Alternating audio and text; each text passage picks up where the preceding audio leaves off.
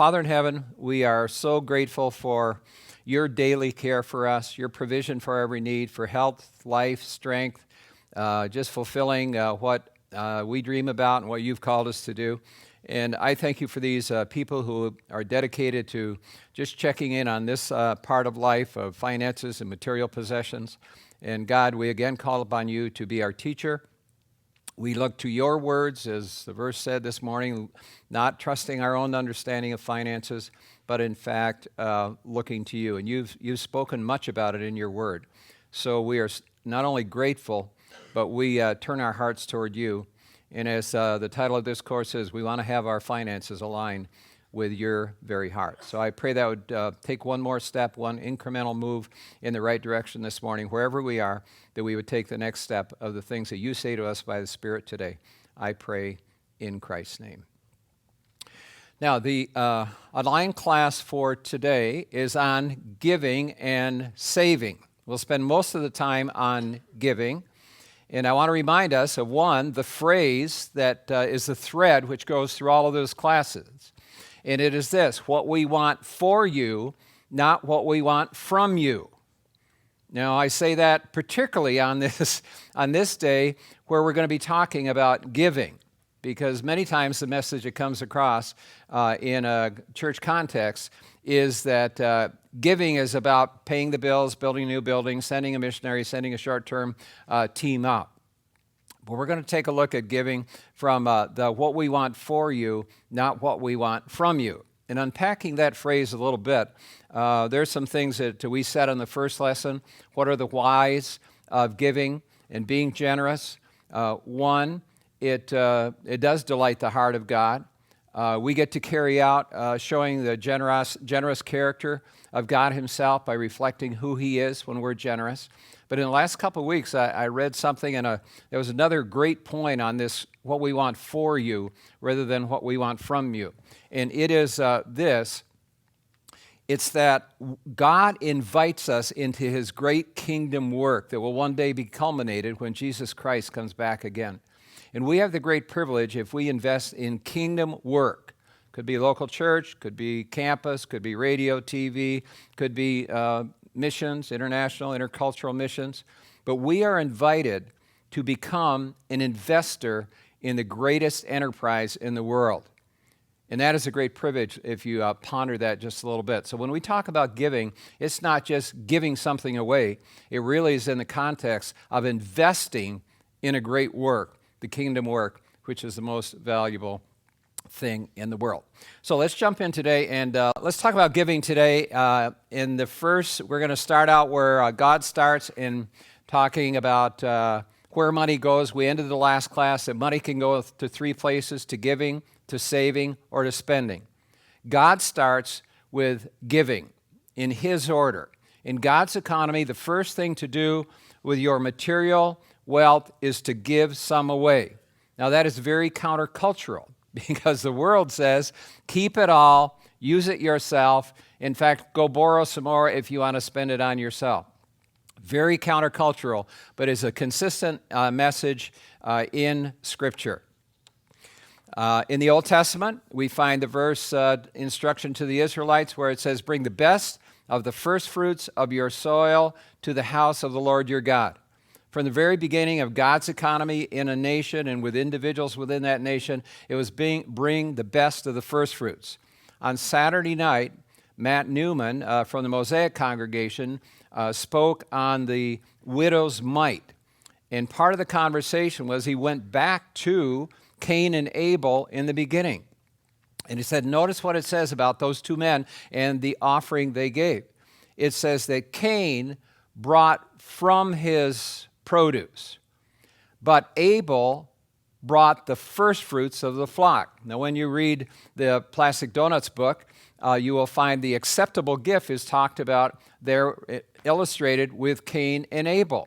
One was an acceptable gift, one was not. It has to do with this very word here, that Abel brought the first fruits, which was God's instruction. In the New Testament, we find the same kind of instruction. It says, on the first day of every week, set aside a sum of money in keeping with your income, saving it up so that when I come, no collections will have to be made. Now, Paul was writing to people in a cash culture. They worked during the week. Friday, as they were going into the Sabbath before evening, they were probably paid in cash. And then Saturday was their a day of rest. And then Sunday, when they were getting ready for celebrating the resurrection of the Lord, then he said, you, on the first day of every week, sit down and see how much you got. And in a proportionate way, you bring that as an offering to God, an acceptable gift, as it were, so that you're not embarrassed when I come and say, wow, where's the giving in this congregation? Okay. There's a further verse in Ephesians chapter 4 in 28 where it says, anyone who has been stealing must steal no longer, work doing something useful with their own hands. We looked at that last week, that they may have something to share with those in need. So the last part of this verse talks about, as I mentioned, our paycheck is never to be spent all on ourselves. But God will give us enough so that we have something to share with others in need. And we talked a little bit about that. But I was thinking in the last week about the first line, about stealing. Anyone who has been stealing must steal no longer. And it came to me, and I'm just throwing it out to the class, I wonder if that's a double-edged sword. We read that on the surface, and we think, there was somebody who was not working, and they were going out and shoplifting or stealing from the neighbor and, selling stuff, whatever. But what if there's a deeper level to what God says in this verse? And it would be this.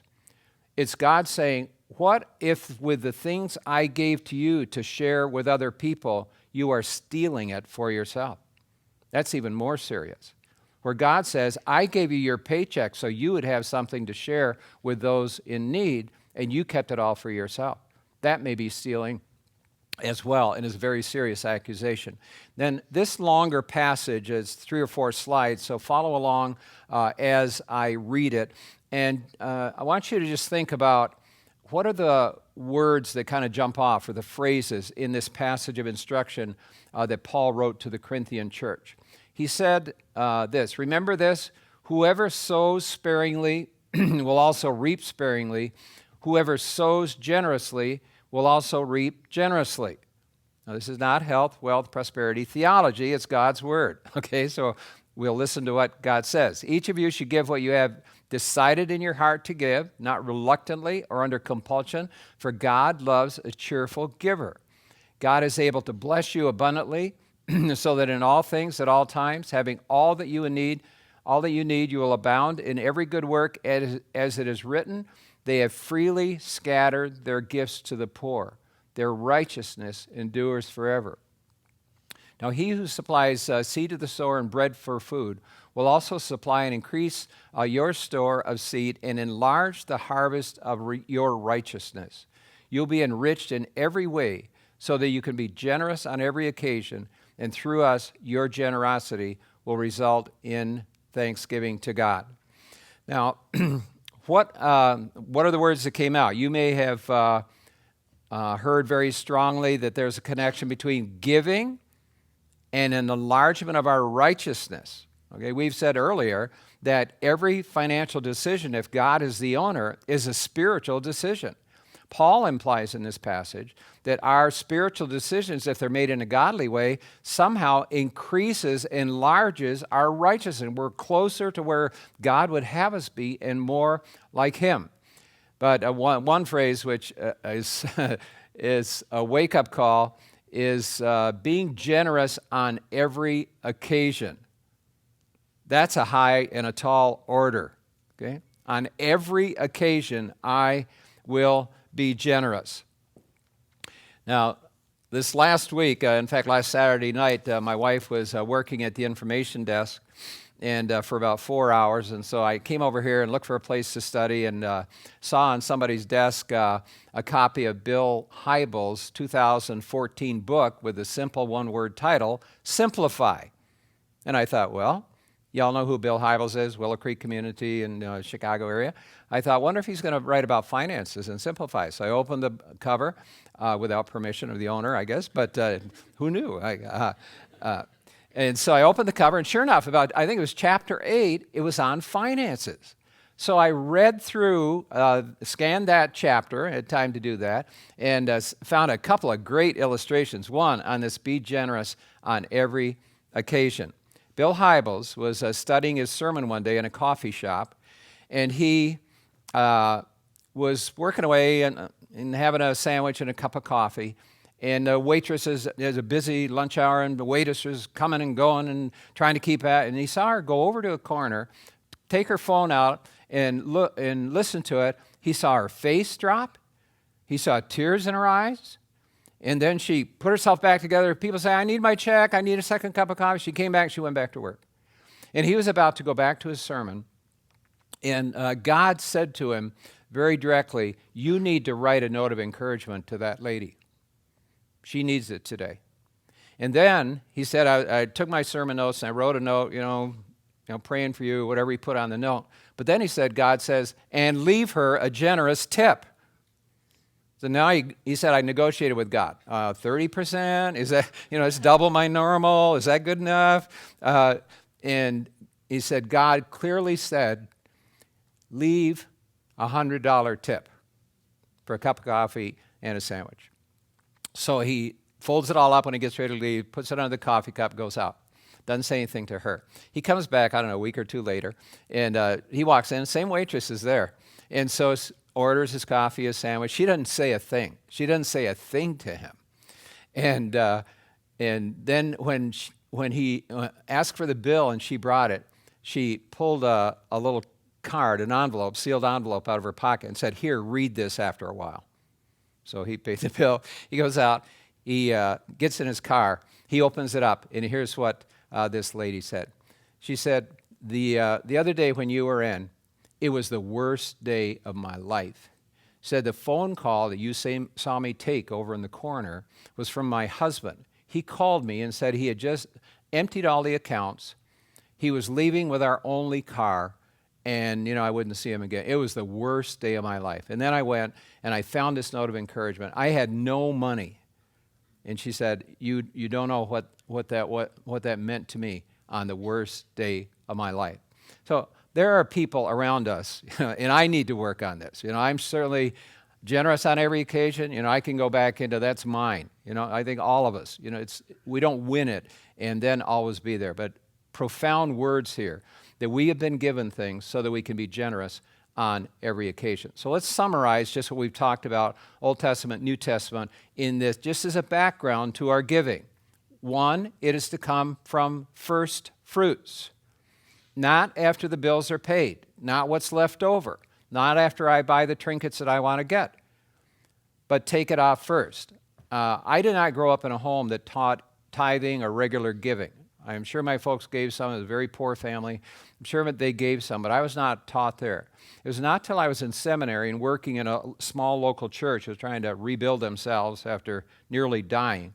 There was an old German short man. His name was Herman Steinem.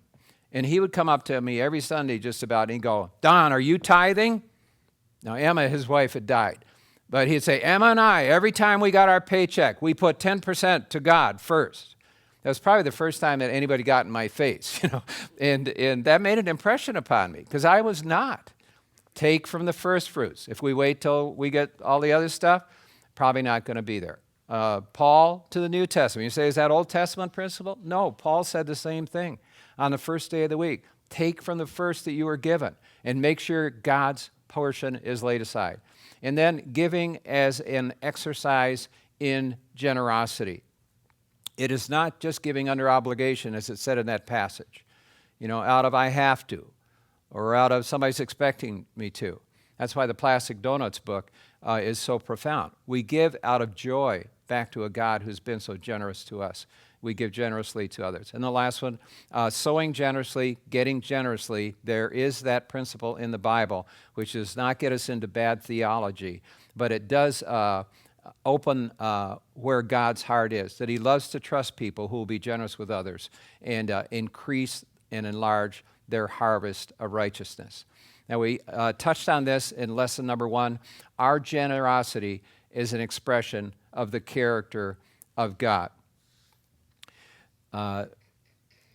When we choose to give and lay aside our portion for God, we are acting God-like. In fact, I would be so bold as to say, maybe the most godly thing we could do, and you probably won't find this on the list of godly characters in most places, maybe the most godly thing that we could do is to give and be generous, because that's where God started. He loved us so much that he gave his only begotten Son. Bill Hybels also talked about, I think it was an imaginary conversation, but it was two young Christian guys who are trying to figure out, how do I get ahead in life? And he gave them the names Jim and Mike. And they were talking about, we have so many dollars, and we have some goals over here, and how do we get over to our goals? Jim, who understood some of what we're talking about here today, said, well, in order to get to my goal, I'm first going to honor God with a tithe, and then I'm going to take the 90%, and I'm going to take that and work toward my goal over here. Mike says, listen, I've done the math. I'm good at math. There is no way that I'm going to get to my goal over here if I only have 90%. So I am taking 100% of what I earn. And when I get to my goals, then maybe I'll be generous to God. Now, Bill Hybels is a good communicator and has a sense of humor. He said, what do each one of these people, each one of these guys, think the other one is? And here's the word that he used. You're an idiot. I'm sorry that's you are an idiot. Now think about that. The guy who says mathematically it'll never work out with 90% to get to your goal. He thinks that this guy is an idiot trying to meet goals without God. I mean, how stupid is that? Okay? Or vice versa. You can't make it with 90%? Well, why do you think you can make it with 100% and go against God's way? But there was one more thing that Bill illustrates in there, which ties into the character of God. He said, if we call this A and this B, the person who is giving and investing in the kingdom, the things we've talked about today, there is another goal over here that's higher than just reaching financial goals in this life. And that is doing godly things like being generous and giving. It's more than supporting the missionary. It's more than reaching our financial goals. It's more than setting aside 10%. It is, in fact, doing godlike things, expressing the very character of God. So there's something bigger going on in this exercise of giving. We read the verse, God does not need our offering. He owns it all. And if we dig into what's going on down deeper, it is trying to get us to see that over to the right-hand side, that see experience, not just what I have and my financial goals, but in fact, I get to be involved in something that is so huge and that is eternal in nature. Here's what Luke wrote, taking the words of Christ. Give, and it will be given to you. Good measure, pressed down, shaken together, running over, will be poured into your lap. For with the measure you use, it will be measured to you. If we were using this in a discussion community group, the question might be, if we're talking about giving, well, what do I figure the 10% on? The gross or the net? That's a common question. Okay?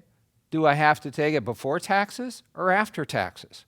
Well, the answer is in the last phrase here.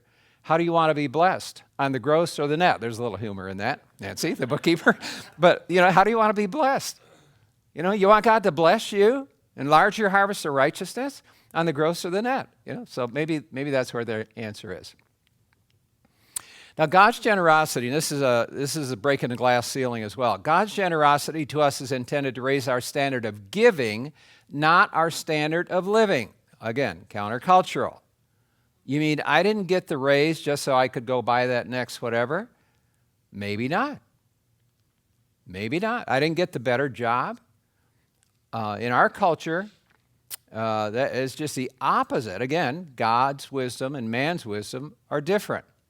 I heard recently of this couple. They were both, out of college, got jobs. They bought a $250,000 house, and then they both got promoted or got a new job. So they went up to the $450,000 house. Now both of them have to work to make the house payments, and then they decide they want to have children. But if she stops, they can't afford the house payments anymore. Okay, they missed the formula for a fulfilling life. Not having more, bigger, better, but in fact, beginning to live with margin, living below your means. God's generosity to us is intended to raise our standard of giving, not our standard of living. Here's my hero of the decade and maybe the century. Rick Warren, pastor of Saddleback Community in Orange County, California, Southern California. He and his wife, Kay, overnight became instant multi-millionaires as a pastor. And he wrote a book which probably many of us have read, Purpose-Driven Life. And somehow that hit a soft spot in the life of Christian and non-Christian. He had written Purpose-Driven Church before, and church people read that. But then Purpose-Driven Life came out, and wow, you mean somebody knows what life is about? What purpose I have here in life? For 18 months, it was on the New York Times bestseller list, Rick Warren, Purpose-Driven Life. So he becomes a millionaire, multimillionaire. He and Kay say, God, wow, you've given us potential to raise our standard of living. What do we do with this? Here's what they decided. One, he had been a church planter, pastor of a church just about the same age as our church. It was at about 25 years at that time. And he went back to his board and said, figure up, Nancy, how much you had paid me for 25 years. Church planter, pastor, mega church. And they figured that up. He wrote a check to the church. Then he said, from this point on, I work for $1 a year. I still want to be your pastor. I still want to lead this ministry, but I only want $1 a year. And that's a legal arrangement, right? So he's an employee, probably. Secondly, he and Kay decided to live in the same 3-bedroom tract home. Now wow, at least he could buy a new home. No, they said not going to do that. And they're still driving. I don't know if it's a Ford Taurus or whatever. But he didn't change cars, didn't change house is the point. The millions are rolling in from royalties, and he set up a family foundation, Rick and Kay Warren Family Foundation. And with that resourcing and with the critical mass of Saddleback and their associated enterprises, they are trying to change a country in Africa, and I think it's Ghana. They've had the president of Ghana come and speak, and they're speaking into the lives of the Ghanaians, or whatever they're called, okay? Why? Because he chose not to change their standard of living, but chose the standard of giving. I know it's an extreme example, but the principle comes down to each one of us. What do we do with the bonus we get? Or what do we do with that unexpected, I just got $150 back from some class action suit with some investment company that I put money in when I was in seminary. Like 40 years later, there's a class action suit that they took too much, on fees or something in a big lawsuit. And unexpected money. What do we do with that? Do we raise our standard of living or raise our standard of giving? God's generosity is meant to be shared with others in need. The principle is this. Bill Hybels with the waitress, huge example of that. I have a mentor friend that taught me the estate design class that I teach here. He's an elderly gentleman, kind of like me, elderly gentleman. And here's what he does. In one pocket, in his right pocket, see if Ray gave me any money today. Oh, she did. It's banner day for me. In the right pocket, he keeps $20 bills. Now, when he goes to get a cup of coffee or a sandwich or drive through the fast food or something, he pays with a $20 bill. And he keeps the 20s in here. He puts the change from whatever in this pocket, and this is all money for the poor. So when he goes shopping at Walmart and walks across or walks into the store, he goes, God, if there's somebody here that has a need that I can meet, just show that person to me. God's generosity is meant to be shared with others in need. Our daughter-in-law, and if you were in Mosaic on a certain Saturday night, you heard a little dialogue between Mark and I shared this story. It was about 3 Christmases ago. Our daughter-in-law and our son have 4 children, and at Christmas time, she thought, how do I teach our children to be generous? Right now at Christmas, all they want is gifts, gifts, gifts. What am I getting? Here's my list. So she went to Walmart and bought gift cards, then took the 4 kids there and gave them instruction before, what I want you to do is to take this gift card and pray to God who needs this gift card, and then go up and give them this $25 or $50 gift card to teach them generosity, listen to God, showing need, and blessing somebody else. Okay? Generosity is meant to be shared with others that need. Now, here's a question I want to just ask us to think about. Is it the thought that counts in generosity? Or it just is that statement? Is it, I forget your birthday, Sarah, and I go, I know it was your birthday last week. I was thinking of you, but I didn't do anything. Does the thought count? That's a false statement. The thought does not count. The action counts. I wanted to be generous with you, Katie, but, it was a good thought. It kind of passed, okay? This is said about Margaret Thatcher said this about the Good Samaritan story. Nobody would remember the Good Samaritan if he'd only had good intentions, good thoughts. He had money as well. How do we be generous? We can be generous with time, treasure, but particularly with our finances, God has given us those so we can bless others along the way. James wrote this very pointed statement. Suppose a brother or a sister is without clothes and daily food. If one of you says to them, go in peace, keep warm, well-fed, but does nothing about their physical needs, what good is it? In the same way, faith by itself, if it is not accompanied by action, is dead. The thought does not count. It's only when we do something about it. God shows us somebody in need. We're living with enough margin that we can go ahead and do something about it. And this is a principle of the strong helping the weak, certainly illustrated by Bill Hybels and the waitress. That woman was so weak that day. And Bill had not only the sensitivity to God, but a sensitivity to people around him. Though he was busy doing a sermon for a mega church, he said, I could do something today. And he had the capacity to do it. The principle of the strong helping the weak, Christ said, you're always going to have poor people around you, right? The poor will always be with you. And whether we do it directly and handing them a 20 or 100, or whether we go through to Samaritan's house, we need to be aware of this. Those of us who have been given so much, that we could be helping those who have so little.